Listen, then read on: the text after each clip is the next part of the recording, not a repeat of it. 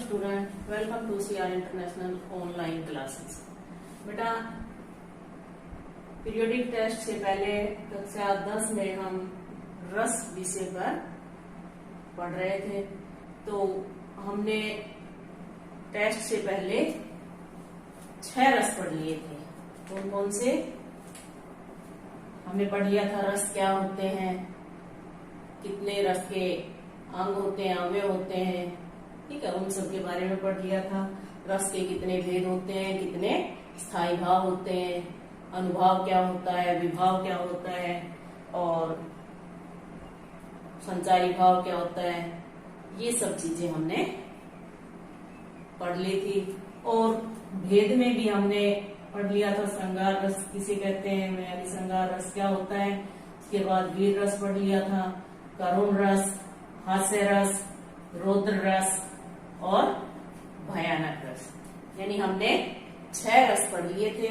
आज हम 7वां रस पढ़ेंगे। हम उसी टॉपिक को आगे कंटिन्यू करते हैं, उसी को आगे पढ़ते हैं। तो आज हमारा नंबर है रस नंबर 7, यानी शांत रस। आज हम पढ़ेंगे शांत रस। तो शांत रस कब मन में उत्पन्न होता है, ये आज हम पढ़ेंगे, ठीक है।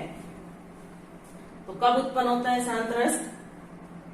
के जब जहां भक्ति, नीति, ज्ञान, सांसारिक नश्वरता आदि प्रसंगों का वर्णन हो और हृदय शांत हो जाए, यानी बिल्कुल संतुष्टि, हृदय को बिल्कुल संतुष्टि हो जाए, तो वहां क्या होता है, शांत रस होता है। यानी भक्ति, नीति, ज्ञान और सांसारिक नश्वरता, यानी संसार की जो मोह माया है उनसे दूर हो जाए और अपना हृदय बिल्कुल शांत हो जाए, तो वो क्या होता है, शांत रस। अब उदाहरण के लिए देखिए कि जैसे माटी कहे कुम्हार से, तू क्या रोंदे मोए, एक दिन ऐसा होएगा मैं रोंदूंगी तोए। यानी माटी कुम्हार से कहते हैं, जब कुम्हार मिट्टी के बर्तन बनाता है तो उसको बहुत देर तक मसलता है, ठीक है, तो ताकि वो जो बनाए, उस जो भी बर्तन बनाए वो सांचे में ढाल सके। तो इसलिए, और ये माटी इसलिए कहती है कि जब कहते हैं ना कि जैसे भाई इसी मिट्टी में जन्म लिया और एक दिन इसी में मिल जाना है, यानी मृत्यु के बाद मरने के बाद तो मिट्टी में ही मिलना होता है।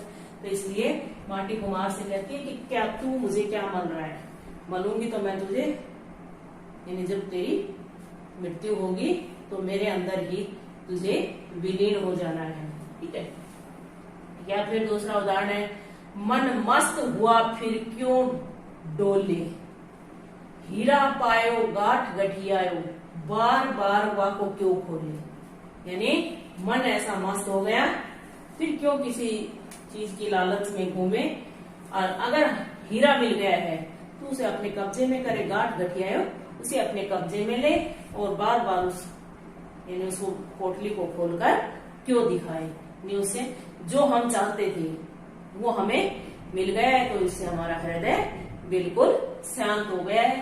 तो इसमें क्या हुआ, शांत रस, ठीक है। जब मानसिक संतुष्टि हो जाती है, मन बिल्कुल एकदम से शांत हो जाए, ये सांसारिक विषय वासनाओं से दूर हो जाए, तो उस समय क्या होता है, हृदय में शांति के भाव उत्पन्न होते हैं, तो वो हमारे लिए शांत रस होता है, ठीक है।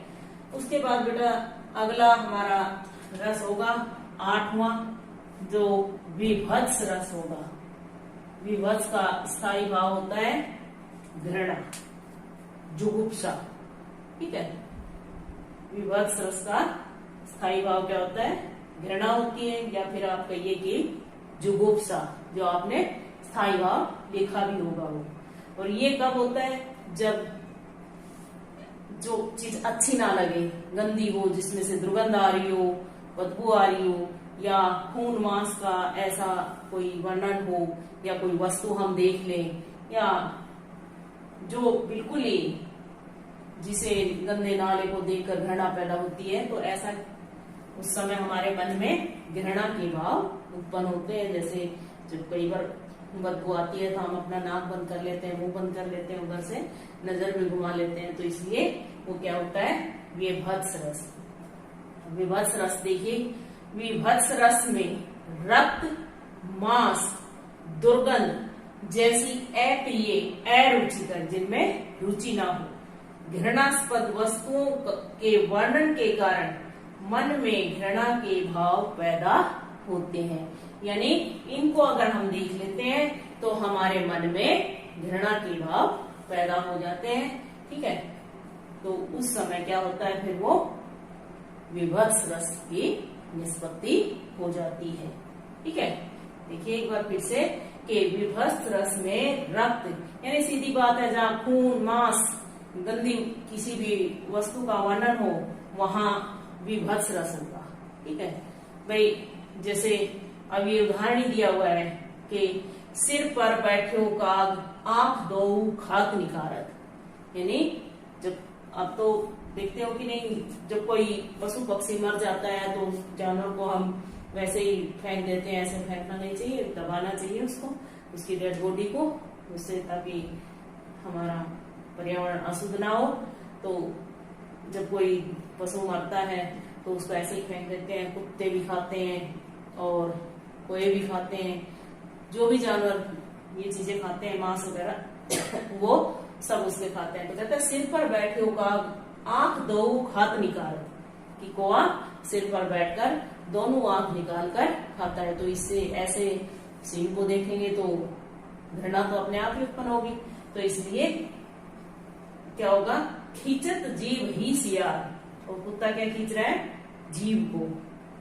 अति ही आनंद उर धारत, उर होता है हृदय, और उसे जब वो खींच रहा है, खा रहा है, तो उसके हृदय में आनंद पैदा हो रहा है। ठीक है, तो इससे हमारे हृदय में क्या पैदा होता है, इससे हमारे हृदय में घृणा के भाव उत्पन्न होते हैं। इसलिए यहाँ क्या होगा, विभत्स रस। ठीक है, इससे क्या, कौन से भाव उत्पन्न हुए, घृणा के भाव उत्पन्न हुए। अगला उदाहरण देखिए कि हरि ओद कहू काक कुकर है सौ खात, सौ यानी डेड बॉडी, कुकर कुत्ता। कि हरिओद कवि है, कतहु मसान में छछुंदरी मरी है, कहू है जरी लकड़ी, कहू है सरी गली खाल, कहू भूरी धूरी भरी खोपरी परी है। अब हर पंक्ति में ऐसे शब्द का प्रयोग हुआ है कि जिससे घृणा उत्पन्न होती हो। जैसे पहली पंक्ति है, हरिओद कहू काक कुकर है सौ खात, इस सौ यानी डेड बॉडी को खा रहा है, मरे हुए शरीर को खा रहा है। कतहु मसान, मसान कहते हैं जहाँ शमशान घाट होता है उसको। मसान में छछुंदरी मरी है, कोई छछुंदरी कोई मरी हुई है। कहू है जरी लकड़ी, कहू है सड़ी गली खाल, यानी उसकी खाल भी गली और सड़ी हुई है।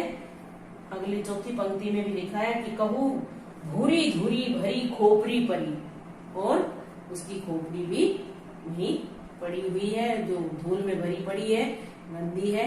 तो ऐसे जब प्रसंग का वर्णन होगा तो जाहिर सी बात है कि ये तो स्वाभाविक है कि अपने आप ही मन में घृणा के भाव उत्पन्न होंगे। तो वो क्या होगा, हमारा विभत्स रस। ठीक है बेटा, आज दो ही रस काफी है, दो ही रस पढ़ेंगे, 7वां 8वां। ठीक है, तो हम 6 पहले पढ़ चुके हैं और 2 आज पढ़ लिए हमने। ठीक है,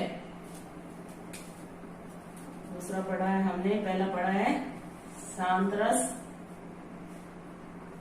और उसके बाद हमने 8वां पढ़ा है विभत्स रस।